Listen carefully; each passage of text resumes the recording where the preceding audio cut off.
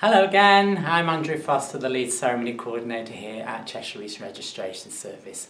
So in this session we're going to look at the marriage certificate and show you how to fill out one of these on the day of the couple's wedding. So the marriage certificate is actually a certified copy of the information that you have put in the register. Now the certificate should not be filled in until the register entry is completed. However, due to time restrictions, sometimes it is easier to fill out some of the information on the certificate, but it's then important that you do check that information corresponds with the entry in the register afterwards. So we've got the information that we've discussed with the couple when we ask the questions, so from the blues, and also when we ask the questions about father, witnesses, etc. on the pro forma, so your print copy. So this is actually a marriage certificate booklet with all the certificates in there. But you've also got copies in your pack as well to help you practice on these as well. So you've got two parts to this. You've got the counterfoil and the main certificate as well. So as I say, you've got the two parts here. So the counterfoil here you need to fill in as well. So you notice on here there it says place of marriage, book number, entry number, date of marriage, name and date of issue. So the place of marriage was established on the blues that the couple are getting married at Adlington Hall. So we would fill that out there. So Adlington Hall. And then the book number is the register number. So we'll just that there. And we've established that for John and Patricia's wedding, they're going to be entry number 17 on the register. And then you've got date of marriage.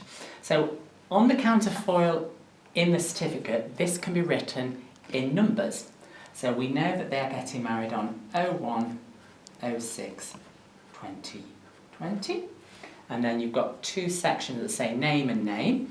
For this part, we just need to put in the surnames. So in this case, we've got Cooper, and that's John's, and Penkethman for Patricia.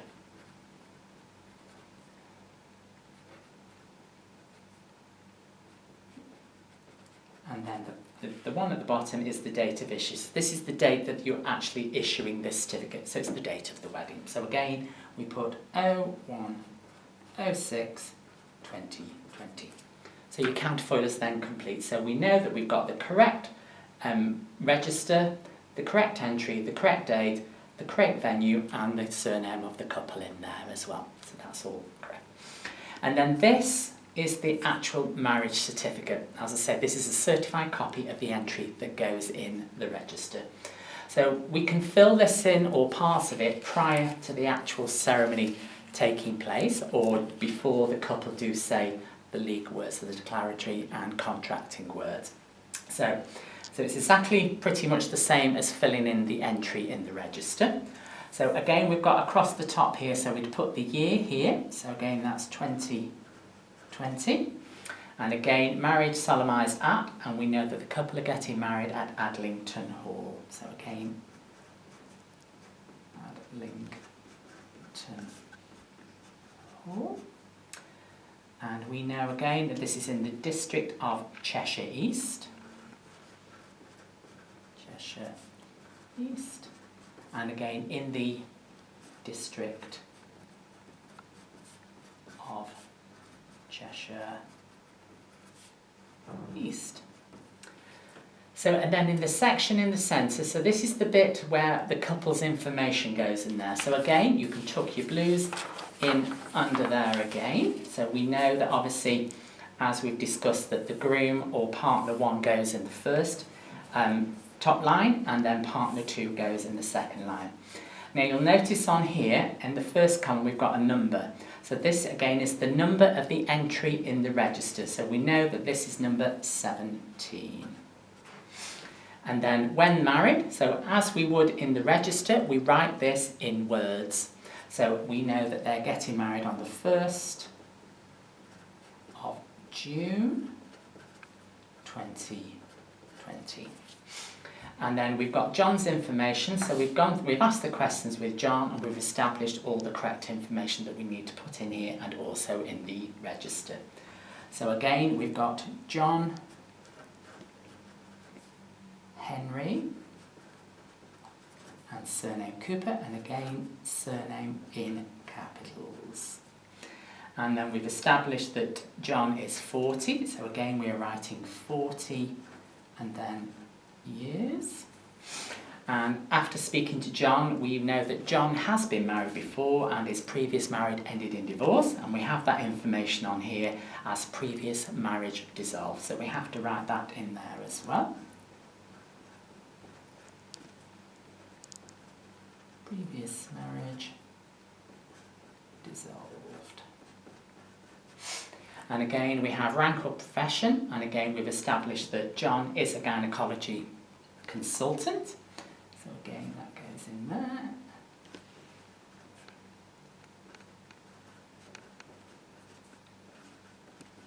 Consultant. And again we've established that John's address, so he hasn't moved address, so we haven't changed that on the pro forma, and he's at the Horseshoe House, so again small box again in this section here, so you need to write small in here. So it's Horseshoe House, comma, 50 The Paddock, comma, Prestbury, comma, Macclesfield, and then the postcode is SK101AA. And then from asking the questions for John, we've established John's father, and we know that John's father was Henry Michael Cooper. So again, that goes in there for father's name and surname. And again, the surname is in capitals. So Henry Michael and Cooper. And we know that John's father Henry was a hospital manager and is retired. So again, rank or profession of father, so we put hospital manager, and in brackets, retired. So that's John's information in there. So we then get Patricia's information. So we've asked Patricia the questions prior to the ceremony taking place as well. So again, we've established everything is correct for Patricia. So under John's information, we would then put Patricia's information there. So again, we've got Patricia, Mary, and again, surname Penkethman in capitals. Penkethman. And again, we've established that Patricia is 30 years old. And again, after speaking to Patricia prior to the ceremony, we know that she has not been in any form of marriage or civil partnership before, either in this or any other country, so she is single, and that's correct on the information that we have. And again, we've established that Patricia's occupation is a registered general nurse, so again, that goes in the rank or profession.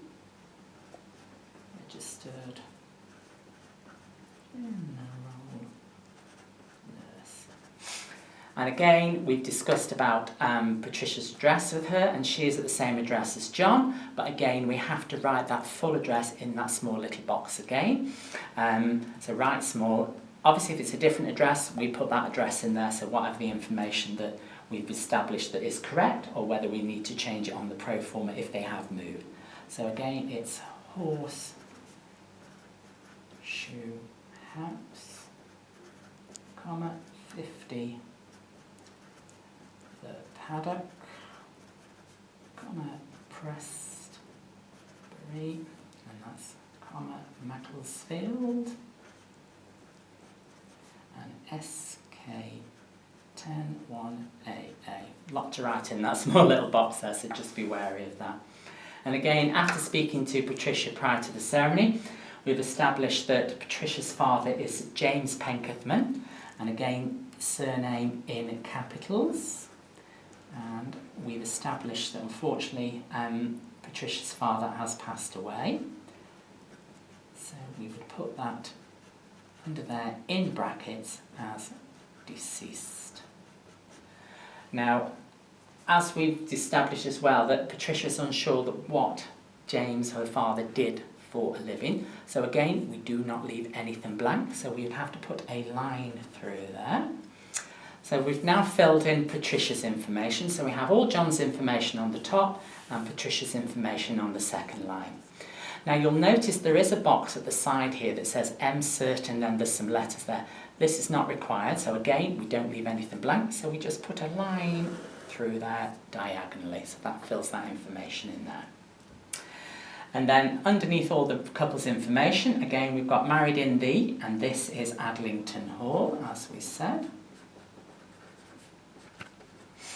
Now, as Fiona's mentioned when filling out the register, we don't put the again in there if it is a venue that has got the, such as the courthouse, so we wouldn't put married in the courthouse, it would just be courthouse, so just be wary of that again.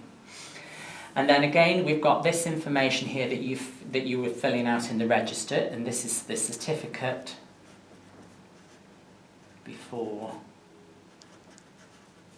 me. Now, as in the register, this information is normally filled in after the ceremony. Certain parts of this are as well. But the parts here where you would fill out with your information of your conducting officer and yourself, this can be filled out because the conducting officer yourself don't sign in this section here. So it's always a good idea to check with your conducting officer how they sign. So the information, I would put my name here, so A. Foster, and I am the Deputy Superintendent Registrar.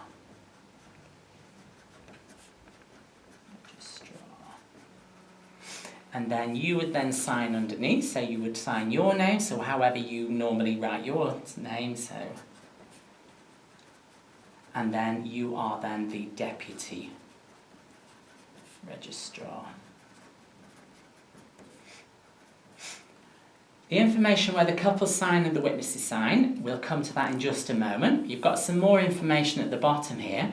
You've got a part that says Registrar and Superintendent Registrar and the date. So you would cross out the bit that says Superintendent Registrar, and then where it says Registrar, you just write above there Deputy, because this is you, and then you've got your two lines there, so you would then sign that as the Deputy Registrar, and then you would then date it. Now with this you would put first, so the number of the actual day of the month could be written in numbers, and then the month is written in letters, 1st of June 2020. So all that information that we've filled in so far, with time restrictions, can be filled in prior to the actual ceremony, because this is going to be a copy of what is in the register. The information that we have not filled in so far is the information of when the ceremony is complete and the couple come and sign the register, is how they and their witnesses sign. So we established when we did the register that John signed as J.H. Cooper, so we would then put that in there, so J.H. Cooper. Now this doesn't have to be in capitals in this bit, it's just that part there. And we've established that Patricia signs Pat Penn, so she would be Pat Penn. And then the section next to where the couple's names go is the names of the witnesses. So we know we've got Greg and Sarah as the witnesses, and we've established that when they signed the register, Greg signed as Greg James, and Sarah signed as S. James. So that then is a completed certificate. Now, before you put the couple's name and the witness's name in there, check the information that you've written on the certificate corresponds with the information in the register. So these have to match. So as I say, this is a certified copy of the register entry. Now, if for any reason when the couple do check the information in the register there is a mistake, mistakes will be on a different session that we'll talk about. obviously they can be changed, so you would then have to rewrite the certificate. So just to sum up that, so this is the marriage certificate. So this is the information that we have from the blues and also from the pro forma when we've asked the question. So we can fill some of this in prior to the ceremony if there are time restraints. So you've got the counterfoil, the information at the top of the year, where the couple are getting married, the district of Cheshire is in the district of Cheshire is, the entry number, the entry corresponds with the register, the date, so you've got, as I say, as in the register, you would write that in words, and then the year, and then the information for the couple, so the groom's information on the top line, the bride's on the second line, or partner 1, partner 2. This information can all be filled in here, so you can write and put the information of the Deputy Superintendent Registrar, so that's your conducting officer, and your name and Deputy Registrar, and then you can sign and date this, the line in the bit at the side, and then after the ceremony, while the couple are having photographs, is always a good idea with the blank entry, then you can go to one side, fill in this information, then this counterfoil and this comes separately, and then we have a nice envelope that goes in, and you can hand that certificate to whoever the couple wish to have that handed to on the day. Thank you.